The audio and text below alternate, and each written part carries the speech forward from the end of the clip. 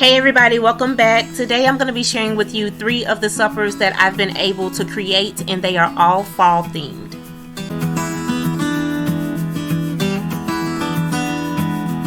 First, we are making chili, and I don't know about you, but I love chili in the fall time. I'm starting out with some ground turkey. You can obviously use ground beef if you would prefer that, but I do like using turkey just to be a little healthier. So I have some turkey here and I've browned it, and then I'm just adding in my chicken broth. This is chicken broth that I made at home, and I just stir all that in. Of course, you want to make sure that everything is seasoned well to your tasting. I like to use onion and garlic and all of that stuff, and I let it simmer before I add in my chili beans. So once I add in the beans, I just give it another stir, and then I'm going to let this simmer down so that everything can kind of cook together. Then once I get to that point, I'm going to add in my tomato sauce. And I just like using any type of tomato sauce. This is the garlic, herb, and basil, I believe. And I also add in a little bit of tomato paste, and I stir that all together. Once that's been simmering a little bit, I go ahead and season. Here I have cayenne, paprika, onion, Italian seasoning, and a little bit of barbecue sauce. And then I also like to add in frozen vegetables. I like to use red pepper, green pepper, yellow pepper, and onion. And once that simmered down a little bit, I just give everything a little stir and let this cook on low. The important thing to remember about chili is to let it cook slow and low so that all the flavors just marry together.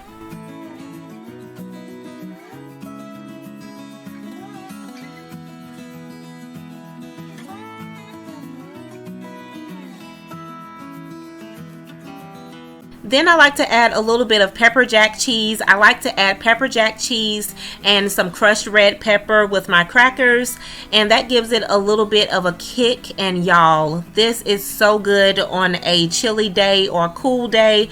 I just love chili when it gets kind of cold. Next thing I want to share with you is beef stew, rice, and broccoli. Beef stew is one of my favorites in the chili months as well. I'm starting out with my crock pot, and I'm going to take a little bit of water at the bottom. I'm seasoning this with seasoning salt, pepper, and a little bit of garlic powder. Then I'm just going to add in my beef stew with some crushed garlic and some crushed onions with some Italian seasoning, and I'm going to go ahead and stir all this together.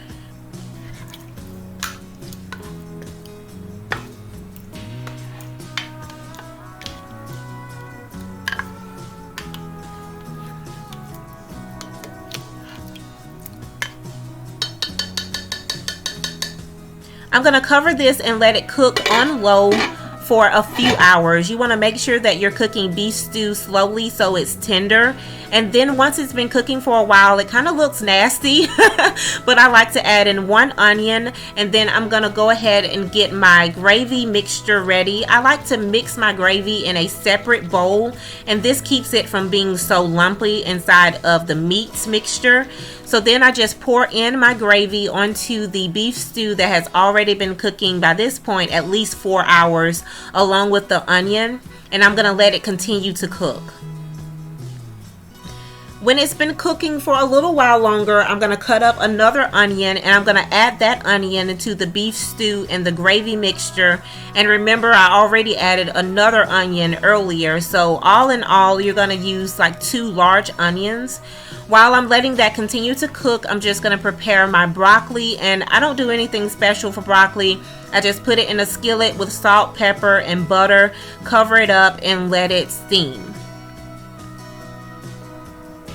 You guys have seen me cook rice a million times, so I did not show you how to make the rice, but here is everything all plated up: beef stew, onions, rice, broccoli, the best. The last thing I want to share is baked chicken with some fried cabbage, cornbread, and corn.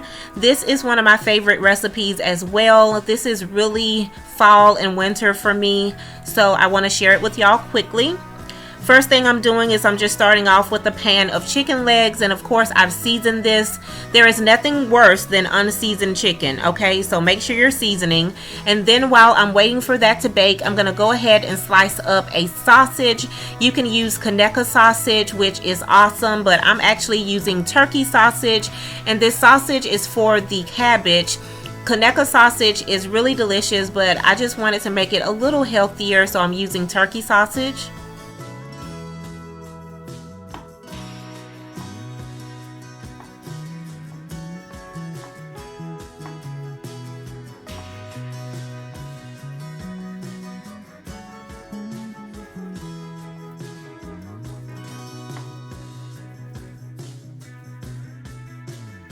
So I know I just did this whole spiel about being healthy, but I'm gonna use bacon grease. Yes, I'm from the South. We love bacon grease around here. So I'm gonna take 2 little spoonfuls of bacon grease, and I'm gonna add that to my skillet first as my oil before I put the sausage in the pan. Then I'm just gonna add the sausage into the bacon grease, and I'm gonna let the sausage brown up.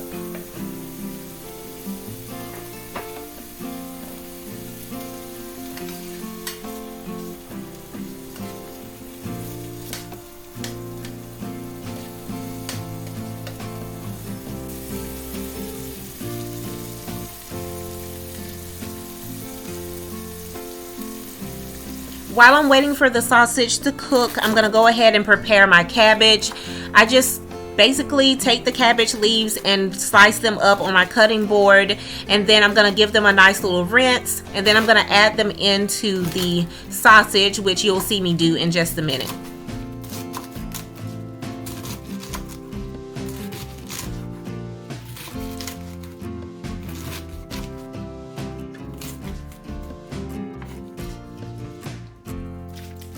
So now you just want to add the cabbage right into the bacon grease and the sausage. You don't have to add in any additional water or anything. Cabbage is gonna kind of make its own juices, for lack of a better term. So I just throw that right in with the sausage and the bacon grease.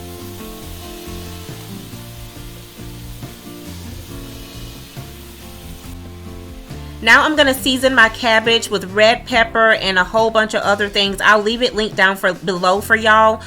I'm also going to cover it up and let it steam.